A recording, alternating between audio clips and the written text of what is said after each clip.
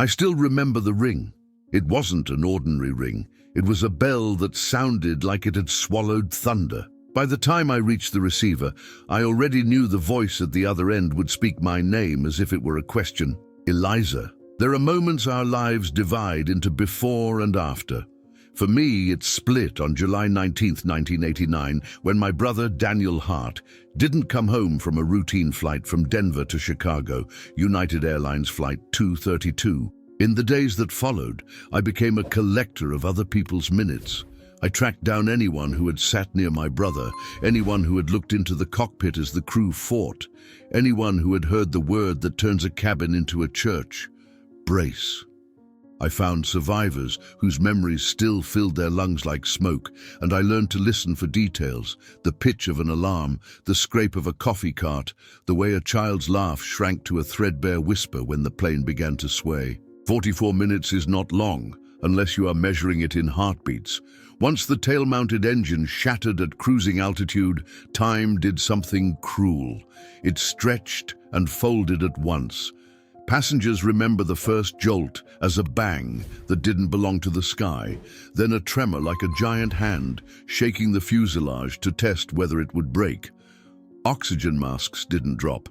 This wasn't that kind of emergency. Instead, humans became the equipment. Flight attendants became metronomes of courage. Passengers became student pilots of fear, learning in seconds how to sit, how to breathe, how to hold on without crushing the person beside them. When people ask what I was doing while all that unfolded above the cornfields of Iowa, I tell them the truth. I was making iced tea and waiting for Daniel to call. He was punctual, the kind of man who believed that showing up on time was a small way of keeping promises. But while ice cubes cracked in our kitchen glass, orders were being passed, seatbacks lifted, trays locked, and strangers were saying things to each other that most people save for deathbeds. What follows is what I gathered, testimonies from passengers and crew about the before. I cannot tell you everything that happened in the fire and the flipping wreckage. There are official reports for that.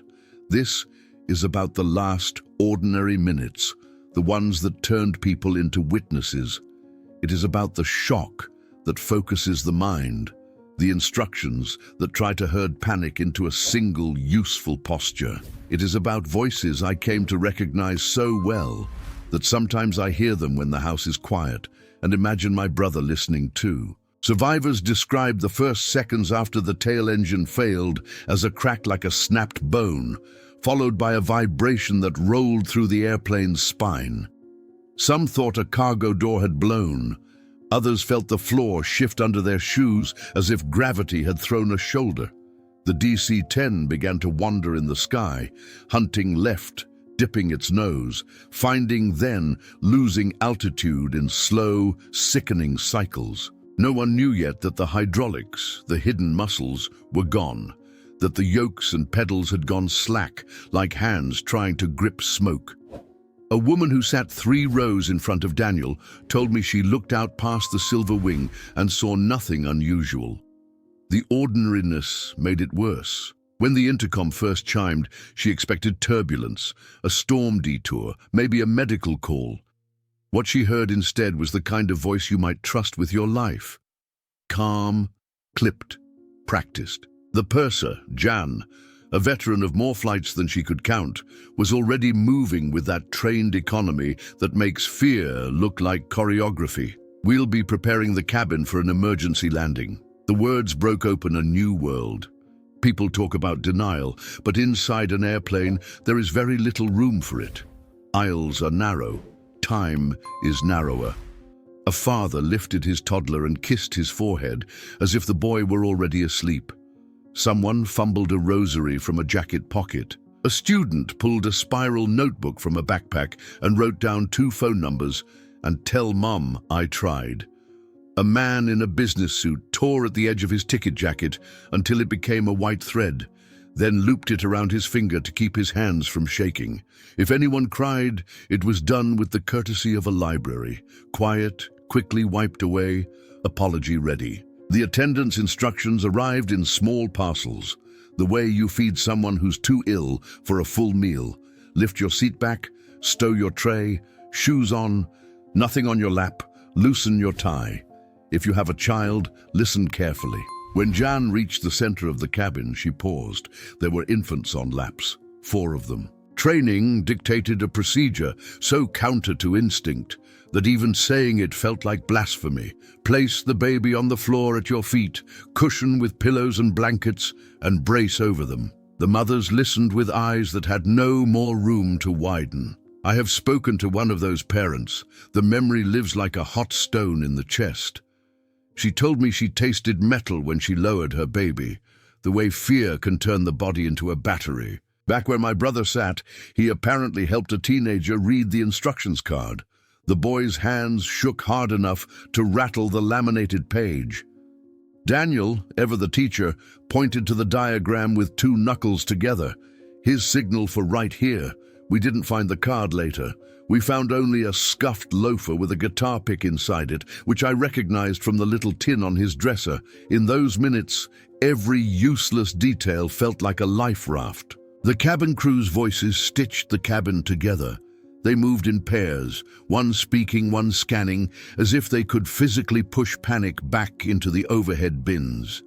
The words were simple: heads down, stay down, hands on the seat in front of you, feet back. Wait for the command. They taught grown adults how to fold themselves into a shape evolution had not planned. They taught strangers how to become a brake pad, a shield, a hinge. People remember that the orders came without tremble. Later, when I met one of the attendants, she told me she kept her voice inside the narrow alley between too soft and too sharp. Too soft, and you invite disbelief. Too sharp, and you invite chaos. In that alley, she said, the words could become architecture. There was a man across from Daniel, a pastor on his way home, who asked the woman beside him if he could pray.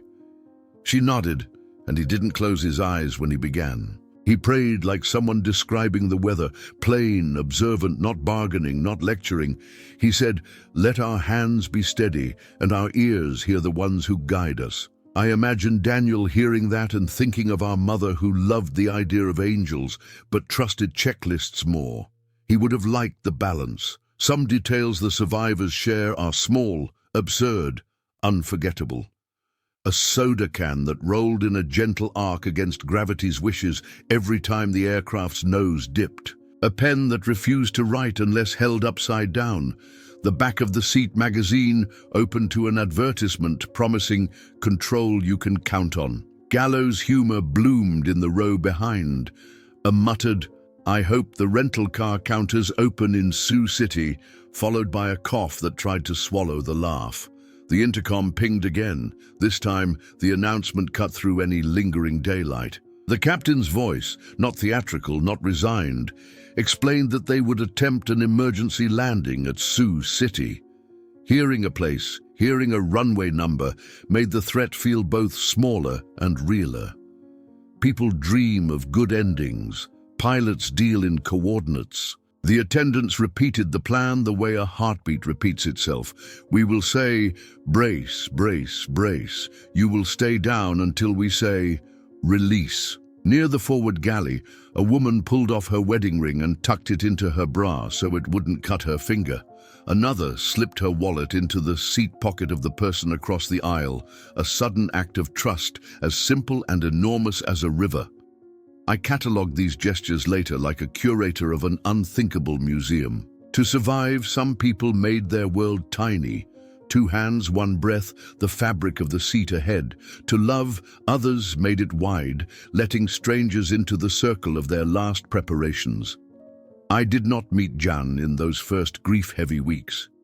I met her years later, when I had learned the particular politeness it takes to ask a stranger about the worst hour of her life.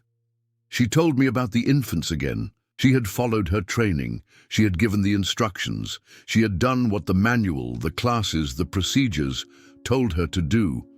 And yet, even in the telling, you could hear the sentence she could never finish. You told me to put my baby on the floor. The mothers she spoke to on that flight weren't careless. They were careful in the way only fear can sharpen. They wanted to do the right thing. They wanted to obey. To be told to lower a child to the carpet, the very surface designed to be walked on, stepped over, was to be told the sky had run out of options. One mother said she could feel the rivet heads through the thin carpet with her fingertips when she leaned forward. She remembers counting them like a rosary. Another remembers the smell of warmed dust, how sunlight still fell in neat rectangles across the aisle while the future dissolved into static. In my grief, I once wanted to assign blame a shape, a face, a policy. But grief that hardens into blame cannot bend around the truth. In that cabin, everyone was trying to thread a needle in a hurricane. The crew carried impossible choices like lit coals. The parents carried faith that obedience would be enough, and the plane carried us all toward a field where fire would redraw families. A survivor told me that as she braced over her toddler, she whispered the boy's full name instead of a prayer, as if names themselves could anchor bodies to the earth. Another said she breathed in for the count of 3 and out for the count of 5, a trick learned in a childbirth class that became a rope across the minutes. A father tucked his daughter's hair behind her ear and said, "I'll see you on the ground." She answered, not looking up, "I know." That's what courage sounded like on that airplane. Not the absence of fear, but sentences small enough to hold. Daniel had no children. He had a guitar and a list of cities he wanted to play in before he turned 40.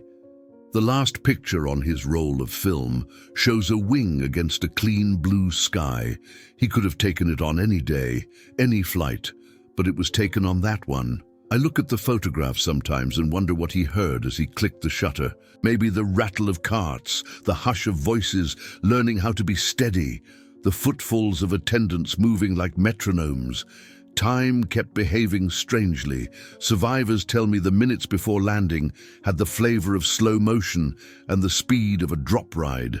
The aircraft yawed and dipped in a kind of airborne pendulum, gaining and shedding altitude in repetitive waves that felt like rehearsals nobody wanted. Out the windows, farms and roads that looked like graph paper. Inside, a geometry of human bodies folding into angles described by a safety card. From the cockpit came the work of 4 people steering without the tools airplanes are built to trust. Passengers remember the sense, conveyed by tone alone, that the crew were not spectators to doom. They were busy. They were asking for headings, flaps, gear, runway. Even those who could not parse air traffic language felt the rhythm, questions, answers, instructions, acknowledgements. The attendants translated that rhythm into ritual. Shoes on, laces tight, glasses off, sharp objects stowed, secure loose items. They made order, and order made oxygen. I have asked survivors what they said to their seatmates. Many said nothing. Words felt too fragile. Some made trades. "If I panic, you squeeze my shoulder." Others retreated to a single sentence they repeated like a rosary. A boy in Daniel's row kept saying, "This is happening, this is happening," as if recognizing reality could soften it. A woman behind them kept saying, "We are together, we are together," as if proximity could transmute fear into shelter. When the first brace practice came, some people couldn't fold themselves that way. The attendants showed them again, nudging foreheads down, sliding knees back with a gentle pressure, placing hands where bones would fare best. This is the genius of the brace position. It is not just posture, it is purpose. It tells the brain there is something to do. And doing is a kind of mercy when the sky is loud with alarms. As the airport neared, a siren began to wail somewhere toward the front, mechanical, insistent. It harmonized with the throb of the engines and the squeak of seats. Humans are tuning forks. We resonate with the world that surrounds us. On Flight 232, that meant fear could catch like a yawn, but so could calm. People watched the attendants and borrowed their poise. They watched each other and borrowed resolve. What did my brother think? What do any of us think when the world narrows to a single instruction? I am tempted to fill the blank with what I need. That he thought of the summer we found tadpoles, of our father's boots by the door, of the way music kept him honest. But it is enough to know that he was there among people who, in the aching economy of those minutes, made themselves into a small community, heads down, hands forward, breathing like metronomes. It is one thing to practice the brace position. It is another to hear the command that makes practice the only plan left. Survivors tell me that when the word finally came, brace, it arrived with a force that cut through every other sound. The attendants did not whisper. They did not plead. They commanded, their voices braiding authority with compassion. Brace, brace, brace, stay down. There is something almost liturgical about the way people remember those last instructions. Heads down, stay down. The repetition became a rope. People who had never met moved in unison. Every spine bowed, every pair of hands gripping the seat back ahead. A stranger's hair became the view. The patterned fabric became the horizon. One survivor told me that in those seconds she felt a strange, pure gratitude for the clarity. No more decisions, no more bargaining, no more what-ifs. There was only do this. Another said he counted the seconds he could hold his breath and then began again, as if time itself could be braided into a net. Someone else said she kept her eyes open, looking at the stitching on the seatback seam, and promised the thread she would not let go. At the front of the cabin, the attendants took their own positions, legs braced, heads down, arms locked. Their final view of the passengers was not faces, but the architecture of trust. I have spoken to one who said that even as she folded herself down, she was listening for voices that didn't sound right, too high, too loud, and that she would have reached them if she'd had one more second. That is a kind of heroism I had never known. The urge to keep correcting the world's posture even as it collapses. What words did Daniel hear last? Likely the same we all would have. Human voices refusing to surrender to panic. A chorus of strangers choosing to obey a command that is, in its truest sense, an embrace. Brace comes from brachium, arm. To brace is to hold, to be held. In the seconds before metal met earth, that is what people did for each other, with their bodies, with their voices, with their willingness to be part of a plan none of them chose and all of them honored. There is a physics to disaster that our bodies understand before our minds do. Survivors describe the first touch of the right wing to the ground as a sideways punch, a violent swerve that tried to drag the world out from under them. Then came light, in the wrong direction, too bright, too fast, followed by the kind of sound that makes the ears want to fold shut. The aircraft broke, the way a sentence breaks when a word is torn out. Seats sheared, overhead bins burst, fire wrote its quick language along the walls. People who had kept their heads down described the moment as leaving one universe and entering another. They were no longer inside anything recognizable as a plane. They were inside motion itself. And then, harder to believe, stillness, or something like it, the stunned quiet that comes when your body cannot catch up with the idea that you are alive. Then came the cries, the orders, the wet cough of fire extinguishers, and the laughter that sounded like sobbing, because both are what air does when it is being forced too quickly through the human throat. One man told me he felt the seat in front of him vanish, and his hands smacked the floor, his forehead inches from steel he wasn't supposed to see. Another told me her seatbelt cut so hard across her hip that she still carries a numb stripe to this day, a small map of survival under the skin. A child said the world turned upside down and then sideways and then inside out. And only later did he learn those words also described grief. In the wreckage, names began to matter again. People called to each other, inventing families from rows and seat assignments. The attendants, singed and bruised, still had voices like tools. Release your belts. Come this way. Leave everything. They followed light and instinct and the sudden geography of tears in the fuselage. Some people walked out into a field they had seen from 30,000 feet less than an hour earlier. Some crawled, some were carried, some did not stand again. The sky was still blue. The corn was still green. The ordinary day had survived what so many had not. I did not witness the moment of impact. I have only the evidence of those who did, and the stubborn silence of the one who didn't come home. In the math of that day, I carry one number like a bead I cannot stop thumbing.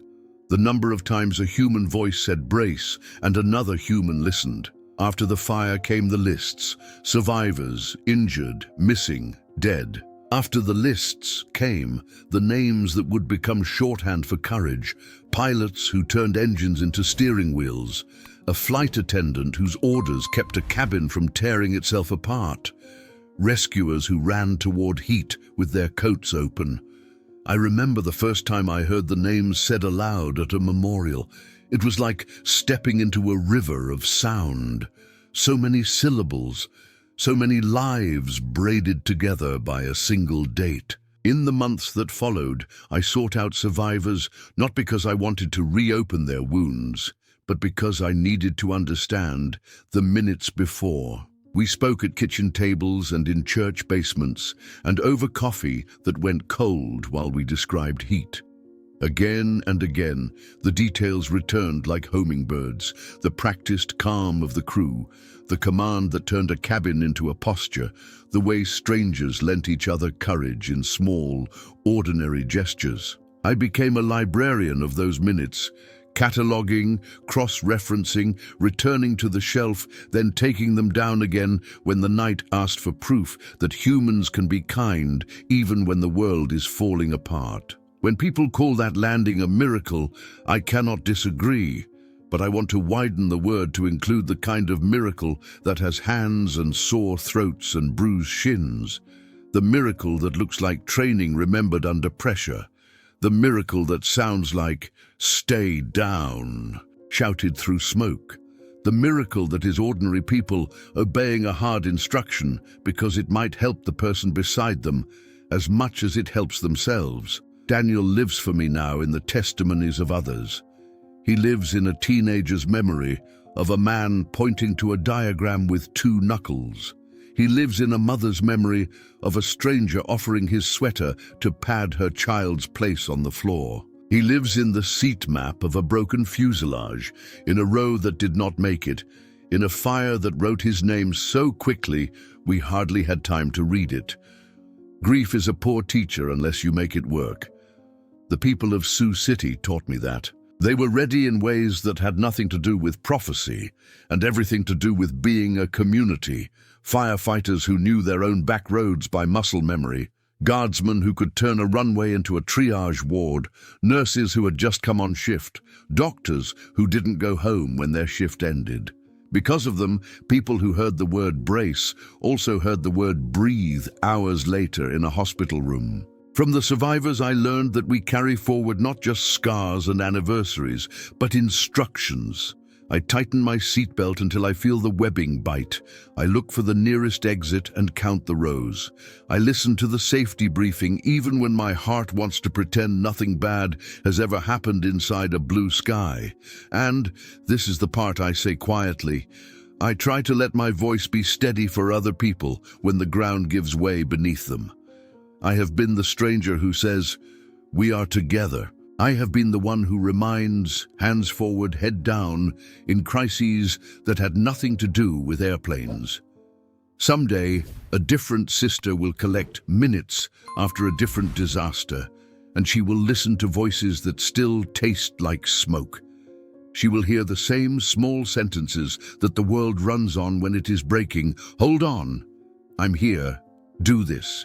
Breathe. She will write them down, and they will be, in their way, instructions for living in a world that can tilt without warning. I go to the memorial when I can.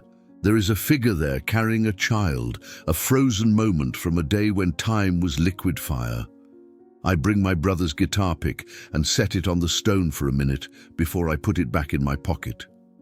I do not need the world to keep it for me. I need the ritual of placing something small and taking it up again. In that quiet, I replay the testimonies that have become my inheritance. A captain's unflinching calm, a flight attendant's voice becoming architecture, a mother's hands becoming a shelter, however brief, a teenager learning how to fold himself into the shape of survival, and a word, brace, that in the end meant not surrender, but solidarity. It meant, I will hold you and I will be held. When I leave, I look up because I always do. Planes still carve white threads across the sky. People still buckle in, check their phones, adjust their vents, take naps over clouds. And somewhere, someday, the intercom will chime and a voice will ask them to listen. I hope they will hear not only the instruction but the affection inside it, the way professionals turn love into procedures. I do not have Daniel's last words. I have instead 1,000 borrowed ones, spoken in a metal tube that became a chapel in the sky. They are enough. They are everything. They are how I know that before impact there was more than fear. There was a fierce, ordinary kindness that bent a cabin full of strangers into the same shape, for the same hope at the same time.